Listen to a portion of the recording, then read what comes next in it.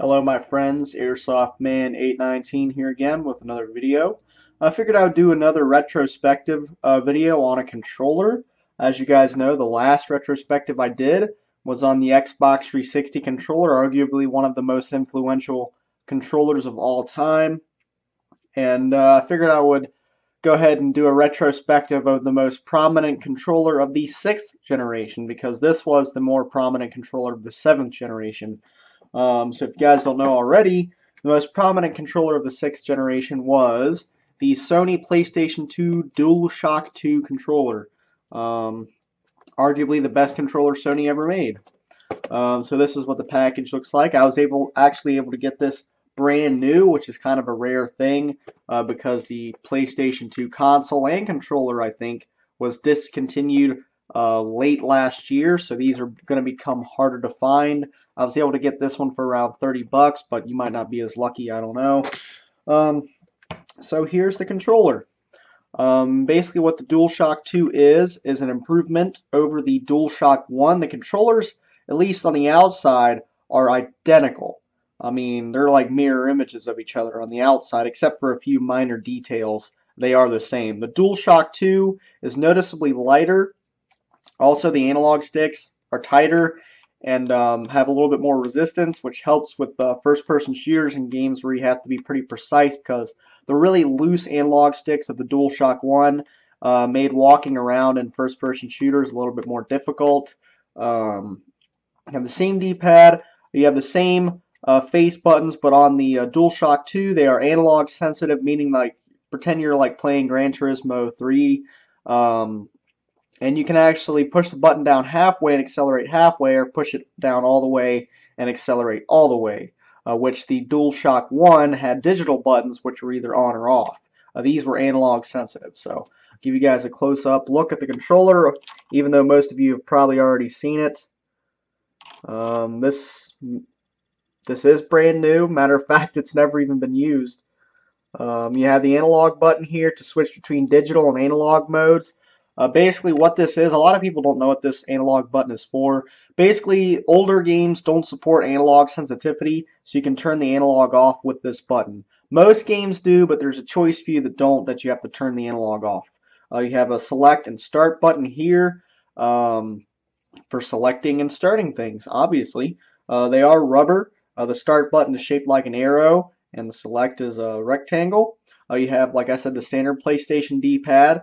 This D-pad does not feel quite as good as the original PlayStation D-pad does, but it's better than most controllers. It's better than the Xbox 360's controller by a long shot.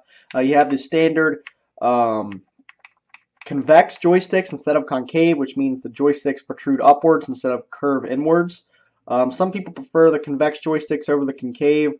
Personally, I could care less either way. They are good joysticks, better than the PlayStation 1 and better than the PlayStation 3, in my humble opinion. They also have the click, obviously, L3 and R3. You have the shoulder buttons up here, which are primarily the same as they were on the DualShock 1. I'm not sure if these are analog sensitive or not. Someone correct me on that. But they feel about the same as the DualShock 1. You have your R1, R2, L1, L2. They turn the L1, L2, and R2 buttons into triggers on the PS3 controller. I actually prefer them as buttons because your finger doesn't slip off of them. Give you guys a close look at the front here. If my camera will focus on the controller, not my face, because who wants to see my face, right?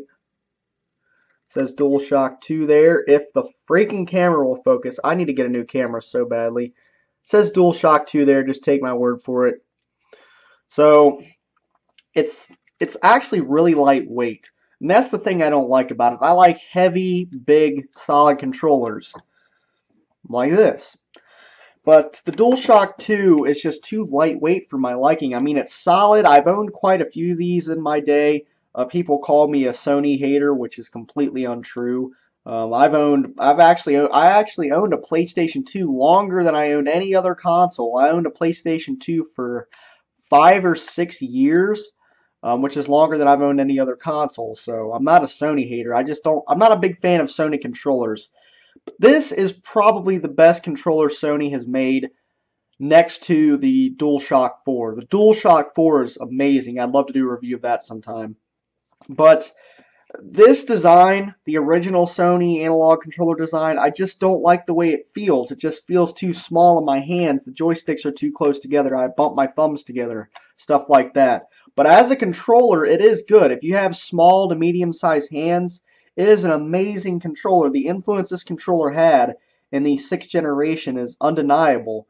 It is a good controller, it really is. I prefer it over the GameCube controller for a few reasons, which I might talk about some other time if I do get a GameCube controller in my hands to do a review on. But overall, the Sony PlayStation 2 controller is the dominant controller of the 6th generation, and you can't ignore it. More people have held one of these than people have held an Xbox or GameCube controller. So that's just the influence this controller has. Matter of fact, this design was so popular they carried it over to the PlayStation 3. So that just shows the influence this controller has. So this has been my quick retrospective on the Sony PlayStation 2 controller. Not my favorite controller, but it's also a controller that I can't ignore. So thanks for watching, guys. I'll see you later.